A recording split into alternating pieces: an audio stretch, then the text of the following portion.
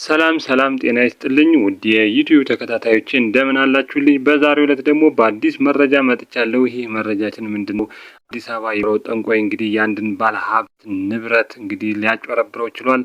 በምን አይነት መልኩ አጭበረብረው፣ ፖሊስስ በምን አይነት መልኩ ሊይዘው ቻለ በሚለው ጉዳይ ላይ የምሰጣችሁ መረጃ ይኖራል። ቪዲዮውን ላይክ በማድረግ እንድትጀምሩ አሳስባችኋለሁ። ጉዳዩ እንደዚህ ነው። ይህ ባለሀብቱ እንግዲህ ወደ ጠንቋይ ቤት በመሄድ በህይወቱ ላይ ችግር እንዳጋጠመው፣ ህመም እንዳጋጠመው፣ የተለያዩ ችግሮች በህይወቱ ላይ እንደተከሰቱ ይገልጽለታል። ይህም ጠንቋይ ሙሉ መረጃ ስለሱ ቀድሞ ስላወቀ ወይም ቀድሞ በማወቁ የተነሳ ችግር የለውም መፍትሄውን እኔ እሰጥሃለሁ፣ ችግሮች እንደዚህ ናቸው በማለት ይገልጽለታል። ጠንቋዩም አዎ ችግሮች ብዙ ናቸው፣ ይህንን መፍትሄ የምትሰጠኝ ከሆነ ለአንተ ጥሩ ጥቅም ያለው ገንዘብ እሰጥሃለሁ፣ ንብረት እሰጥሃለሁ በማለት ይገልጽለታል። በዚህም ጉዳይ ላይ እንግዲህ ጠንቋዩ ምንም ችግር የለውም፣ መፍትሄው በእጃችን ነው፣ መፍትሄ ታገኛለህ፣ ድነህ ነው የምትሄደው፣ መፍትሄውን እሰጣለሁ በማለት ይስማማሉ ማለት ነው። ያለውን ጉዳይ ሙሉ መረጃ ከነገረው በኋላ ጠንቋዩም በቤት ውስጥ ብዙ ችግር እንዳለና ይሄ ችግር ደግሞ ለህይወትህ እጅግ በጣም አስጊ በመሆኑ መፍትሄውን እኔ እሰጣለሁ፣ እኔ መፍትሄውን ማልሰጥ ከሆነ ግን ያንተ ህይወት አጭር ናት፣ ህይወት ትበላሻለች በማለት ይገልጽለታል። ይህም ባለሀብት በመደናገጥ ምን ማድረግ አለብኝ፣ ምንስ አይነት ጉዳይ መፈጸም አለብኝ በማለት ይነጋገራሉ ማለት ነው። በዚህም ጉዳይ በሚነጋገሩበት ሰዓት ይህን መፍትሄ ሰጪ የተባለው ጠንቋይ ማለት ነው እቤት ላይ መጥቼ ጸሎት አደርጋለሁ፣ ጸሎት ካላደረኩልህ አንተ እዛ ቤት ውስጥ መኖር አትችልም፣ ጉዳዩ እጅግ በጣም አሳሳቢና አስጊ ነው በማለት ይገልጽለታል ማለት ነው። በዚህም የተስማማው ባለሀብት ምንም ችግር የለውም፣ ቤቱን ለቅቄ እሄዳለሁ፣ አንተ ጸሎት አድርግበት፣ ጸሎቱን ከጨረስክ በኋላ መጥቼ ቤት እገባለሁ፣ ምንም ችግር የለውም በማለት ይስማማሉ። በዚህ ሰዓት ላይ ግን ይህ ጠንቋይ እንግዲህ የራሱን ስትራቴጂ ወይም እቅድ በማዘጋጀት ይህም ባለሀብት በምን አይነት መልኩ ገንዘቡን ከእጁ መውሰድ እንደሚችል እያመቻቸና እያሰበ ነበር።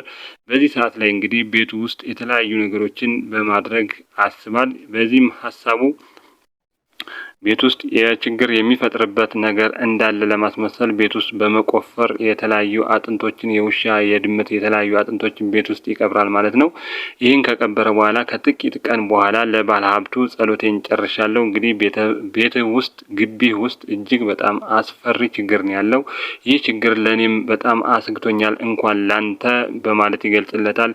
ምን ማድረግ አለብኝ በሚለው ሰዓት እንግዲህ ቤት ውስጥ ብዙ ችግር አለ፣ ያንተ ጠላቶች አንተን ለማጥፋት በጣም ብዙ ጥረቶችን አድርገዋል፣ እንግዲህ ችግሩን ግን ደርሼበታለሁ በማለት ይገልጽለታል። መፍትሄው ምንድነው በማለት ባለሀብቱ በሚጠይቅ ሰዓት መጀመሪያ ይህንን ችግር ከግቢህ ማውጣት አለብን፣ ንብረትህን እንግዲህ እንድትሸጥ የተለያዩ ችግሮች እንዲፈጠሩብህ የሚያደርግ ችግር ተፈጥሮብሃል በማለት ይገልጽለታል ማለት ነው። ይህም እንግዲህ ጉዳዩ በግቢ ውስጥ ያለ ችግር ስላለ ይህ ተቆፍሮ አንዳንድ ችግሮች ይወጣሉ በማለት ይገልጽለታል።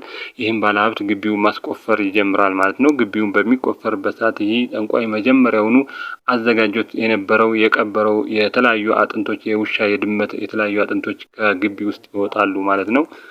በዚህ ሰዓት ግን እንግዲህ ይህ ባለሀብት ይህን ባየ ጊዜ እጅግ በጣም ይደናገጣል። በጣም በመደናገጡ ምን ማድረግ አለብኝ ብሎ ይገልጽለታል።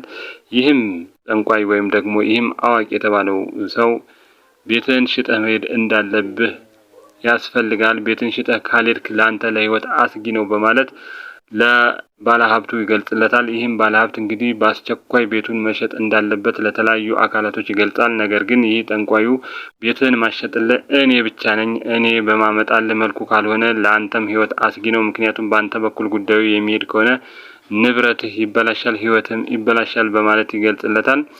ይህንን ነገር የሰማው ባለሀብትም በመስማማት ለጠንቋዩ እሽታውን ወይም ደግሞ ፈቃደኝነቱን ይገልጽለታል። ጠንቋዩም በተለያየ መንገድ ለራሱ ጓደኞች ቤቱ እንዲሸጥ ያደርገዋል። ቤቱን ሲሸጥ ግን እጅግ በጣም በዝቅተኛ ዋጋ ነው፣ ምክንያቱም በዚች ወር ውስጥ ካልሸጥካት የአንተ ህይወት አስጊ ነው ብሎ ስለገለጸለት ባለሀብቱ በመስማማት ሽጦታል ማለት ነው። ነገር ግን ይህንን ድርጊት ያደረገው ግለሰብ ወይም ጠንቋይ ማለት ነው ከጥቂት ቀን በኋላ እውነታው ይታወቅበታል። ባለሀብቱ ጉዳዩ እንደተጭበረበረና የሐሰት መረጃ እንደተሰጠ ይደርስበታል ማለት ነው። ይህም መረጃ እንዴት ሊደርስ ቻለ? ግቢ ውስጥ ይህ ባለሀብት ባስገጠመው ኮምፒውተር በሰዓቱ ግቢ ውስጥ በነበረ ካሜራ አማካኝነት ባለሀብቱን ለማጭበርበር የተጠቀመበትን የተለያዩ ዘዴዎችን ጠንቋይ ሲያስተገብር ሲከናውን የነበሩ ድርጊቶችን ሙሉ ለሙሉ ካሜራው ቀርጾ ስለነበረ በዚህ አማካኝነት እንግዲህ ለፖሊስ መጥቶ በማግለጹ ፖሊስም በቁጥጥር ስር አውሎት የተለያዩ መረጃዎችን በማሰባሰብ የተለያዩ ሰዎች በእንደዚህ አይነት ጉዳት እንደደረሰባቸው ስለደረሰበት ይህ ጠንቋይ ወይም ይህ አጭበርባሪ በቁጥጥር ስር ውሏል ማለት ነው። ከእንደዚህ አይነት ችግሮች ራሳችሁን መጠበቅ ይኖርባችኋል። ጥንቃቄ ያስፈልጋል እንላለን። ዛሬ ይዤላችሁ የመጣሁት ቪዲዮ ይህን ይመስል ነበር። ሰላም ሁኑ።